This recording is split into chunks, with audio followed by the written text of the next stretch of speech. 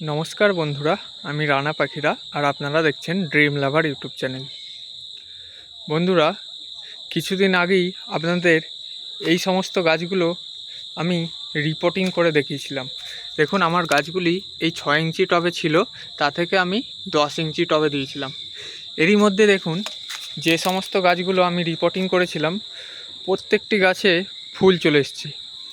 দেখুন, এটি দেখুন, স্প্ল্যাশ কত সুন্দর ফুল ধরে আছে দেখুন। এদিকে দেখুন, মোনালিসা ইয়েলো।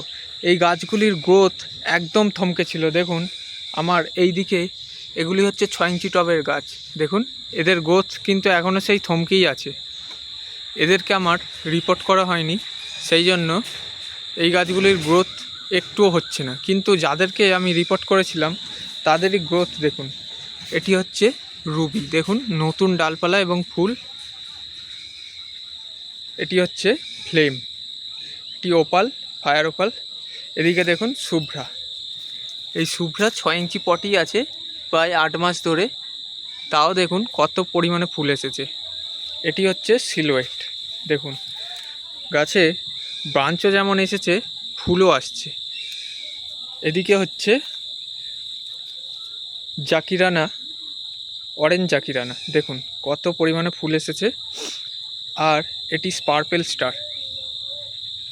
আর আপনাদের ভিডিওতে যে গাছটি দেখিয়েছিলাম এটি সেই গাছটি। দেখুন কত পরিমাণে নতুন পাতা এসেছে, নতুন ডালও এসেছে এবং তার সাথে সাথে প্রতিটা ডালে ফুল আসছে দেখুন। তো এইবার আলোচ্য বিষয় হচ্ছে, এখন এই ফুলগুলি রাখা যাবে কি যাবে না। অনেকের মনে এটাই প্রশ্ন যে শীত এখনও আসেনি, তাহলে আমাদের গাছে যে ফুল আসছে এই ফুলগুলো আমরা রাখবো কি রাখবো না। যদি আপনার গাছ একটা সুন্দর শেপে থাকে, মানে ধরুন আপনার গাছটা একদম সুন্দর আকৃতিতে আছে, সেই অবস্থায় আপনার গাছে ফুল এসছে, তাহলে আপনারা সেই ফুলটি নিতেই পারেন।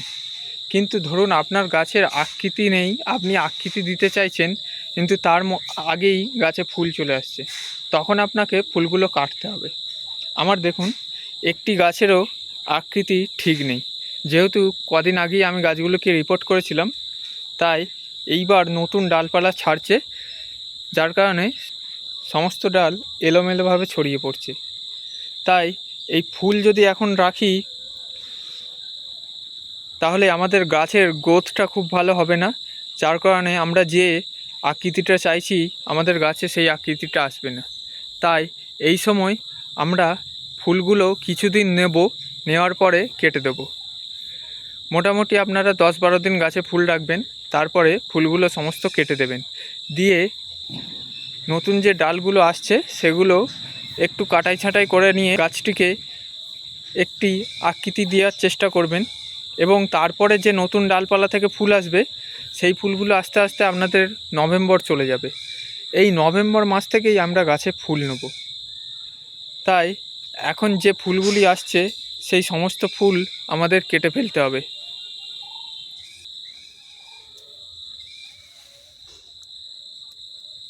এইভাবে প্রত্যেকটি ফুলের একদম যে বৃন্তটা থেকে ফুলটি বেরিয়েছে সেই বৃন্ত পর্যন্ত আমাদের কেটে ফেলতে হবে।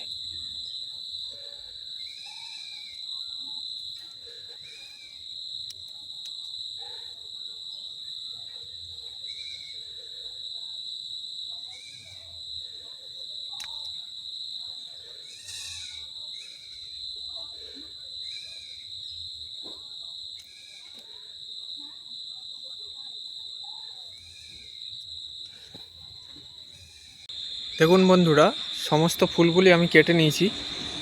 এইবার আমাদের গাছটিকে যে এলোমেলো ডালগুলি আছে সেই ডালগুলি একটু সুন্দরভাবে কাটাই ছাঁটাই করে নিতে হবে। দেখুন, এই যে ডালগুলি বেড়ে যাচ্ছে এগুলোকে আপনাদের একটু পিঞ্চ করে দিতে হবে।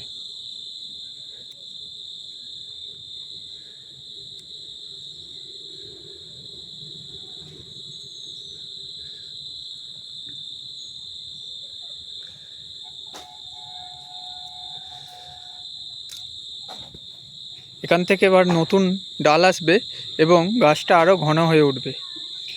এরপরে আপনারা এই যে কাটাই ছাঁটাই করলেন, এরপরে অবশ্যই আপনাদের যাদের মাটিতে খাবার দেওয়া নেই, অবশ্যই আপনাদের মাটিতে খাবার দিতে হবে। আর আপনারা এখন যে খাবারটি টবের মাটিতে ব্যবহার করতে পারেন সেটি হলো মিশ্র জৈব সার। এই সময় মিশ্র জৈব সার খুব ভালো কাজ করবে। দেখবেন পুরো গাছে আবার নতুন করে প্রচুর কুঁড়িতে ভর্তি হয়ে যাবে। আপনারা এই মাটির ধার দিয়ে অল্প করে মাটিটা তুলে নিয়ে এই 10 ইঞ্চি টব পিছু 1 মুঠো করে মিশ্র সার খুব ভালোভাবে দিয়ে মাটি চাপা দিয়ে জল দিয়ে দেবেন। ব্যাস, তাহলেই আপনার গাছ আবার কিছুদিনের মধ্যেই ফুলে ভরে উঠবে এবং এই যে জায়গাগুলো কাটলাম এই জায়গা থেকে নতুন ব্রাঞ্চ আসবে এবং গাছটা আরও সুন্দর ঘন এবং ঝোপালো হয়ে উঠবে। বর্ষা এবার আস্তে আস্তে চলে যাচ্ছে এবং শীতের আগমন হচ্ছে, তাই এই সময় আপনারা মিশ্র সারটি প্রয়োগ করুন এবং নভেম্বর থেকে সকলেই ফুল নিতে পারবেন। ঠিক একইভাবে আমি এই সমস্ত যে গাছগুলোয় ফুল এসেছে এইগুলোর ফুলও কেটে দেব।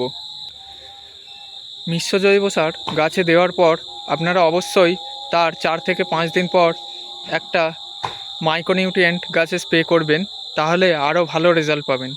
বন্ধুরা, ভিডিওটি যদি আপনাদের ভালো লেগে থাকে এবং কিছুটা হলেও ইনফরমেটিভ মনে হয়ে থাকে তাহলে অবশ্যই ভিডিওটিতে একটি লাইক করবেন এবং চ্যানেলটি সাবস্ক্রাইব করে পাশের বেল আইকনটি ক্লিক করে অবশ্যই অল নোটিফিকেশানে সেট করে রাখবেন, যাতে করে ছাদ বাগান সংক্রান্ত যে কোনো ভিডিও ছাড়ার সাথে সাথেই তার নোটিফিকেশন আপনার কাছে পৌঁছে যায়।